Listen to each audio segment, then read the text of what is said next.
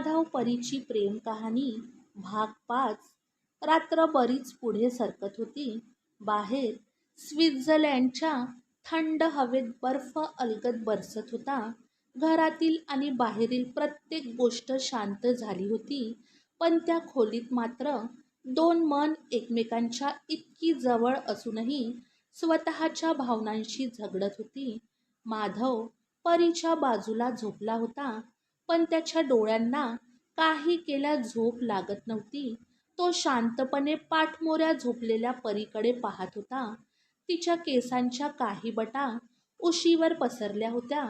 तिचं ते सुंदर रूप आज त्याने पहिल्यांदाच तिला इतक्या जवळून डोळे भरून पाहिलं होतं. आत्तापर्यंत तिच्याकडे पाहताना त्याच्या मनात जबाबदारी होती, काळजी होती, तिच्या आणि मिष्टीच्या भविष्यासाठीची चिंता होती. पण आज त्या सगळ्यांच्या पलीकडे काहीतरी वेगळं होतं. आपुलकी, ओढ आणि मनाच्या अगदी खोलवर दडलेलं प्रेम. आता त्याला एकच विचार सतत छळत होता, हीच ती परी आहे जिला कधीतरी माझ्यापासून दूर ठेवणं मला योग्य वाटलं होतं, आणि आज तिच्या एका शब्दासाठी माझं मन एवढं अस्वस्थ होतंय. उसासा सोडत त्याने हळूच एक दीर्घ श्वास घेतला, पण त्याची नजर तिच्यावरून काही केल्या हटत नव्हती. तिकडे परीची अवस्था सुद्धा काही वेगळी नव्हती. गेल्या कित्येक मिनिटांपासून ती डोळे मिटून पडली होती, पण तिच्याही डोळ्यांपासून झोप कोसो दूर होती. कधी ती अस्वस्थ होऊन पाय हलवायची, तर कधी हळूच आपले केस मागे सारायची. दोघांनाही एकमेकांचा सुगंध स्पष्ट जाणवत होता. आयुष्यात पहिल्यांदाच ते इतके जवळ आले होते. तिला स्वतःलाच कळत नव्हतं की तिच्या मनात एवढी धडधड का सुरू आहे. माधव तिच्या इतक्या जवळ होता. खरं तर हा विचार तिच्या हृदयाची धडधड वाढवण्यासाठी पुरेसा होता. त्याचा श्वास तिला जाणवत होता, त्याच्या अस्तित्वाची जाणीव तिला होत होती, आणि सगळ्यात महत्त्वाचं म्हणजे तो तिचा नवरा होता. नातं कागदावर आधीच जोडलेलं होतं, पण आज पहिल्यांदाच त्या नात्याची जाणीव तिच्या मनाला होत होती. दोघांच्या मध्ये आता फारसं काही अंतर उरलं नव्हतं. फक्त काही न बोललेले शब्द होते, काही न व्यक्त झालेल्या भावना होत्या, आणि काही प्रश्न होते ज्यांची उत्तरं दोघांनाही हवी होती. असंच करता करता जवळपास 1 तास उलटून गेला. परीला वाटलं माधव कदाचित झोपला असेल, म्हणून तिने हळूच आपली कूस बदलली. हळूहळू चेहरा त्याच्याकडे केला. तिचे डोळे अजूनही मिटलेले होते. काही क्षण ती तशीच शांत पडून राहिली, आणि मग धाडस करून तिने अलगद डोळे उघडले, आणि पाहते तर काय, तिच्या डोळ्यासमोर माधवचा चेहरा होता. तो अजूनही जागाच होता, आणि त्याची नजर थेट तिच्यावर होती. एका क्षणासाठी, फक्त एका क्षणासाठी दोघांची डोळे एकमेकांना भिडले, तसं माधवच्या ओठांवर हलकसं गोड हसू उमटलं. ते पाहताच परीच्या हृदयाची धडधड आणखी वाढली. तिला अचानक संकोच वाटला. तिने आपला खालचा ओठ दातात पकडत लगेच पुन्हा डोळे मिटून घेतले. माधवला तिची अवस्था पाहून हसू आलं, पण त्या हसण्यात चेष्टा नव्हती, एक वेगळीच माया होती. मग न राहून तो हळू आवाजात म्हणाला, परी, मला माहीत आहे तुलाही झोप येत नाही आहे. माधवचे शब्द ऐकून सुद्धा परीने डोळे मिटलेलेच ठेवले. माधव काही क्षण शांत राहिला, आणि मग धीर एकवटत पुन्हा म्हणाला, परी, जर खरंच झोप येत नसेल तर माझ्याशी थोडं बोलशील का, प्लीज. त्याचा आवाज अगदी शांत होता, पण त्या एका प्रश्नामागे त्याच्या मनात कितीतरी भावना दडल्या होत्या. त्याची ती धडपड पाहून परीने अलगद डोळे उघडले. एक नजर माधवकडे टाकली, आणि लगेच नजर मिष्टीकडे वळवली. मग तिने मिष्टीच्या डोक्यावरून अलगद हात फिरवायला सुरुवात केली.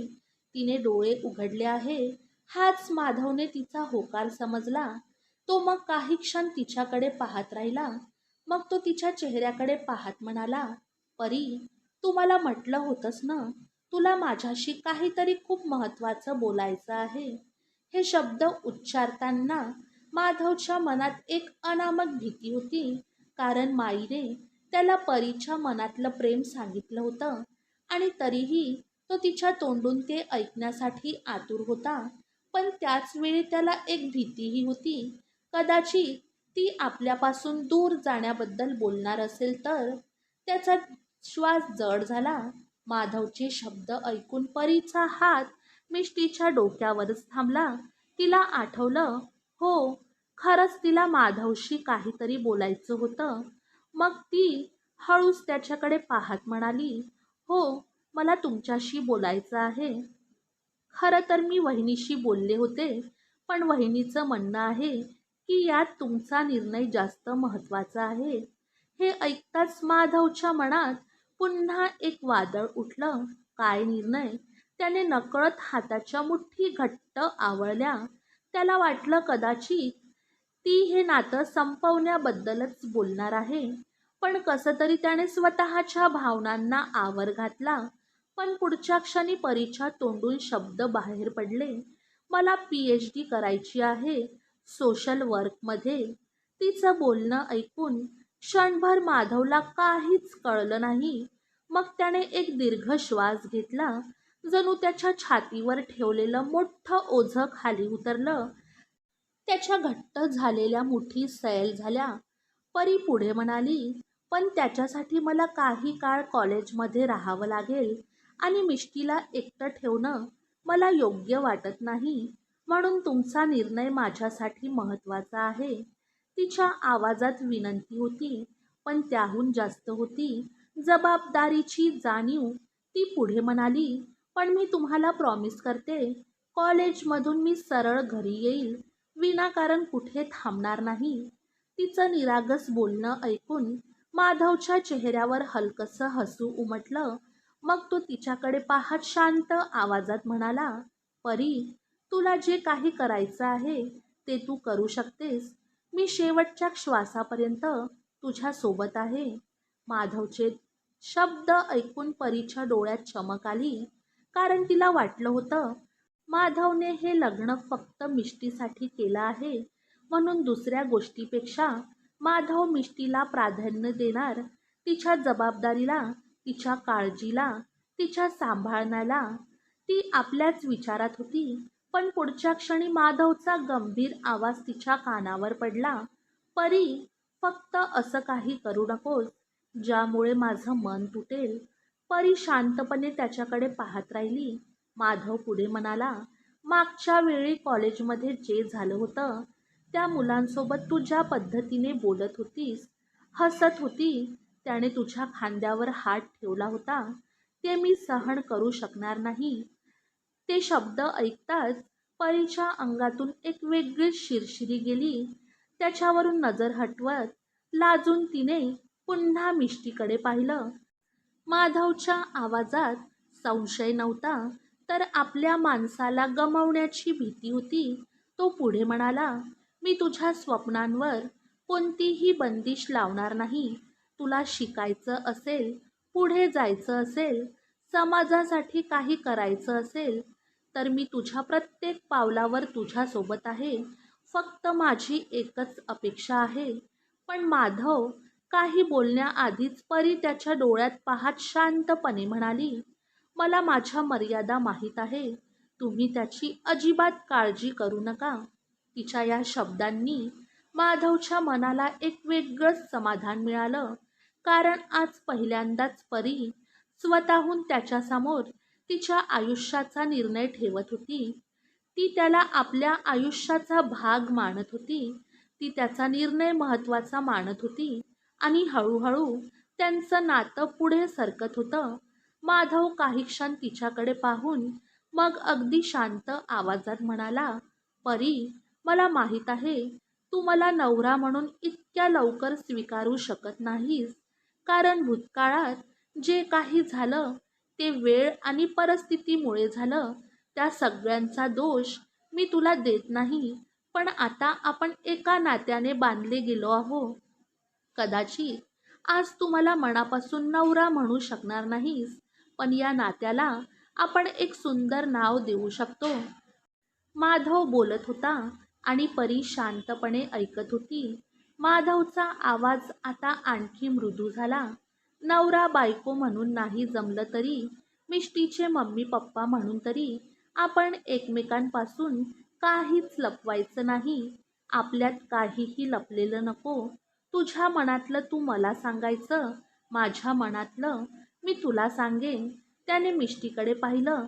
कारण आता फक्त तू आणि मी नाही, आपलं आयुष्य या छोट्याशा जीवाशी जोडलेलं आहे. मिष्टी शांतपणे झोपली होती. तिच्या चेहऱ्यावर निरागस हास्य होतं. माधवने तिच्याकडे पाहिलं आणि मनातच विचार केला, कदाचित याच छोट्याशा जीवामुळे आमचं तुटलेलं नातं पुन्हा जोडण्याची संधी देवाने मला दिली आहे. माधवचं बोलणं ऐकून पुन्हा एकदा परीने माधवकडे पाहिलं. तिच्या मनात अनेक भावना एकाच वेळी दाटून आल्या होत्या. कधी काळी ज्याचं नाव घेतलं तरी तिच्या मनात हट्ट आणि अहंकार जागा व्हायचा. आज त्याच माणसाच्या प्रत्येक शब्दात तिला आपलेपण जाणवत होतं. कधी काळी त्याने तिला कठोर शब्दात योग्य मार्ग दाखवला होता आणि आज तोच माणूस तिच्या प्रत्येक स्वप्नांच्या मागे उभा राहण्याचा प्रयत्न करत होता. तिच्या मनात एकच विचार उमटला, कदाचित प्रेमाची सुरुवात नेहमी गोड शब्दांनी होत नाही. कधी कधी कठोर शब्दामधूनही एखादं नातं योग्य दिशेने प्रवास सुरू करतं. पण परीच्या चेहऱ्यावरून त्याला तिच्या मनात काय सुरू आहे याचा अंदाज येत नव्हता. अजूनही तिच्याकडून काहीच उत्तर आलं नाही. ना होकार ना नकार, फक्त शांतता. म्हणून माधवच्या मनात पुन्हा एकदा अस्वस्थता दाटून आली. मग तोच हळू आवाजात म्हणाला, परी, जर जर तू या नात्यासाठी सुद्धा तयार नसशील तर काही हरकत नाही. मी तुला कोणत्याही गोष्टीसाठी जबरदस्ती करणार नाही. हे बोलताना त्याच्या आवाजात वेदना होती, पण तिच्या निर्णयाचा आदर करण्याची तयारीही होती. तो शांत झाला. मग त्याने हाताची घडी केली, डोळे मिटले. परी मात्र काही क्षण स्वतःशीच झगडत राहिली. तिच्या मनात एकच विचार होता, मी खरंच या नात्याला मनापासून स्वीकारायला तयार आहे का? काही क्षणांनी तिच्या ओठावरून अगदी हळू, किंचित अडखळता आवाज बाहेर पडला, मी तयार आहे. तिचं उत्तर ऐकून माधवच्या हृदयाची धडधड क्षणभर थांबल्यासारखी झाली. पण परी लगेच पुढे म्हणाली, पण लक्षात ठेवा, तुम्ही जर मला कोणतंही वचन दिलं तर त्या वचनापासून मागे हटायचं नाही. आपल्यात कोणताही गैरसमज नको, कोणतीही लपलेली गोष्ट नको. मग ती तुमच्याबद्दल असो किंवा मिष्टीबद्दल. तुम्हाला मला सगळं सांगावं लागेल, कारण या नात्याची मागणी तुम्ही केली आहे. मग हे नातं मनापासून निभावण्याची जबाबदारीही आधी तुमची आहे. हे शब्द ऐकताच माधवच्या चेहऱ्यावर एक सुंदर हास्य उमटलं. त्याला जणू त्याच्या आयुष्यातला सर्वात मोठा आनंद मिळाला होता. उत्साहाने तो पटकन उठून बसला आणि तिच्याकडे हात पुढे केला, जणू म्हणत होता, ठीक आहे, मग आजपासून आपण या नात्याला खऱ्या मनापासून जगूया. पण परीने त्याचा हात हातात घेतला नाही. ती शांतपणे तशीच पडून राहिली. माधवचा पुढे केलेला हात काही क्षण हवेतच राहिला. त्यालाच थोडंसं संकोचल्यासारखं झालं. मग त्याने हळूच हात मागे घेतला आणि पुन्हा उशीवर डोकं ठेवलं. पण त्याच्या चेहऱ्यावरचं हास्य काही केल्या लपत नव्हतं. परीनेही ते पाहिलं आणि तिच्या ओठांवर नकळत एक छोटंसं हसू उमटलं. मिष्टी शांत झोपली होती. माधव आणि परी दोघेही तिच्याकडे पाहत होते. मिष्टीच्या निरागस चेहऱ्यावरून परीने प्रेमाने हात फिरवला.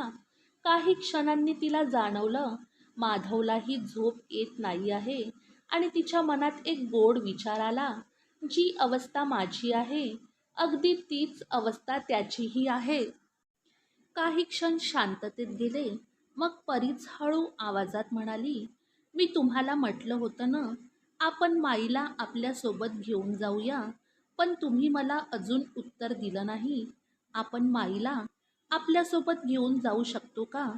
तिचा प्रश्न ऐकून माधव काही क्षण विचारात पडला. माईला भारतात परत घेऊन जाणं त्याच्यासाठी फक्त एका व्यक्तीला सोबत नेणं नव्हतं. माई म्हणजे त्याला दुनिया दाखवणारी होती. जर माई भारतात परतली तर यात त्याचाच फायदा होता. माईमुळेच तर आज ते एका बेडरूममध्ये आणि एकाच बेडवर आले होते. आज माईमुळेच त्यांच्यात इतक्या गोष्टी बोलल्या गेल्या होत्या. जर पुढेही माई त्यांच्या सोबत राहिली तर ते दोघे आणखी जवळ येऊ शकतील. दुसरी गोष्ट म्हणजे माधवलाही माई कायम आपल्या जवळ हवी होती.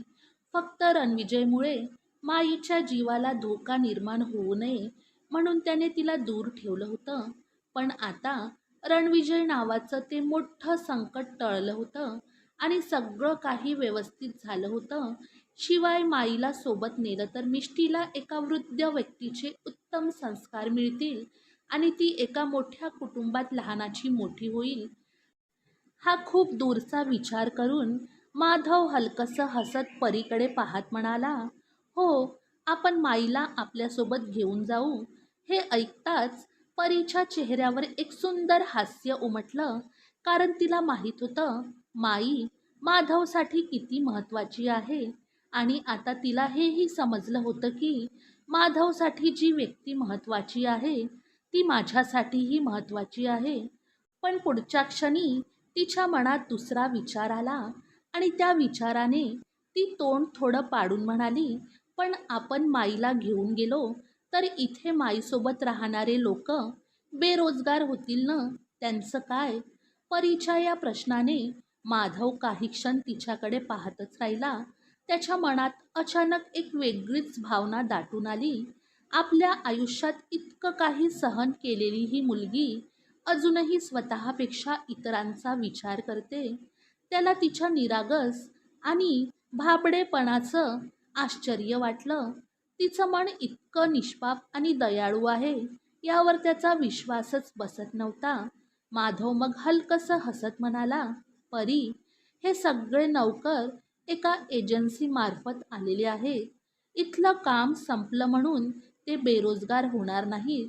त्यांची एजन्सी त्यांना दुसरीकडे काम देईल. त्याची तू अजिबात काळजी करू नकोस. आपण माईला आपल्यासोबत घेऊन गेलो तर या लोकांच्या पोटा पाण्याची सोय त्यांची एजन्सी करणार. माधवचं उत्तर ऐकताच परीने समाधानाने मान हलवली. माधव मग पुढे सहजच म्हणाला, उद्यापासून मी सगळ्यांना पॅकिंग करायला सांगतो आणि हे घरसुद्धा असंच राहू देऊया. जर कधी आपल्याला निवांत वेळ मिळाला तर आपण पुन्हा इथे येऊया. क्षणभर थांबून तो अगदी सहजपणे म्हणाला, आपल्या हनीमूनसाठी. हे शब्द ऐकताच परीच्या हृदयाचा ठोका चुकला. हनीमून? तिने एकदम आश्चर्याने त्याच्याकडे पाहिलं. तोही तिच्याकडेच पाहत होता. पण परीच्या चेहऱ्यावर लाजेची लालिमा उमटली होती. तिला काय बोलावं हेच सुचेना. तिच्या काळजात लख्ख झालं. पण माधवच्या चेहऱ्यावर एक मिश्किल खोडकर हसू होतं आणि त्याची नजर तिच्यावरच खिळली होती. परी तर पार लाजली. तिचं अंग संकोचाने पूर्ण पाणी पाणी झालं. तिचा पाठीचा कणा ताठ झाला आणि छाती वेगाने खाली वर होऊ लागली. पण माधवची मादक नजर अजूनही आपल्यावरच आहे हे पाहून तिने पटकन डोक्याखालची उशी उचलली आणि पुन्हा माधवकडे पाठ करून ती उशी आपल्या चेहऱ्यावर ठेवून झोपली. तिच्या हृदयाची धडधड अजूनही थांबलेली नव्हती. तिने डोळे मिटले आणि स्वतःला शांत करण्याचा प्रयत्न करू लागली. काही क्षण ती लांब लांब श्वास घेत राहिली. तिची ती लाजरी अवस्था पाहून माधव तिच्याकडे पाहत मंद हसत राहिला. पण त्यालाही समजत होतं आज तिच्यासाठी खूप मोठा दिवस होता. आज तिने पहिल्यांदा स्वतःहून या नात्याला हो म्हटलं होतं. आज त्यांच्या नात्याला एक नवी दिशा मिळाली होती. कदाचित अजून पूर्ण प्रेमाची कबुली बाकी होती. कदाचित अजून अनेक प्रश्नांची उत्तरं बाकी होती. पण सुरुवात झाली होती आणि त्या एका सुरुवातीने दोघांच्याही मनाला एक वेगळीच शांतता मिळाली. हळूहळू परीला झोप लागली. माधवने तिच्याकडे पाहिलं आणि त्याच्या चेहऱ्यावर पुन्हा एकदा समाधानाचं हसू उमटलं. काही क्षणांनी त्यानेही डोळे मिटले. खूप दिवसांनी दोघांच्या मनात कोणताही प्रश्न न ठेवता एकाच खोलीत, एकाच नात्याच्या आशेवर ते शांत झोपी गेले. स्टोरीचे पुढील एपिसोड ऐकण्यासाठी आपल्या चॅनलला सबस्क्राईब करा आणि हा भाग तुम्हाला कसा वाटला मला कमेंट बॉक्समध्ये नक्की कळवा.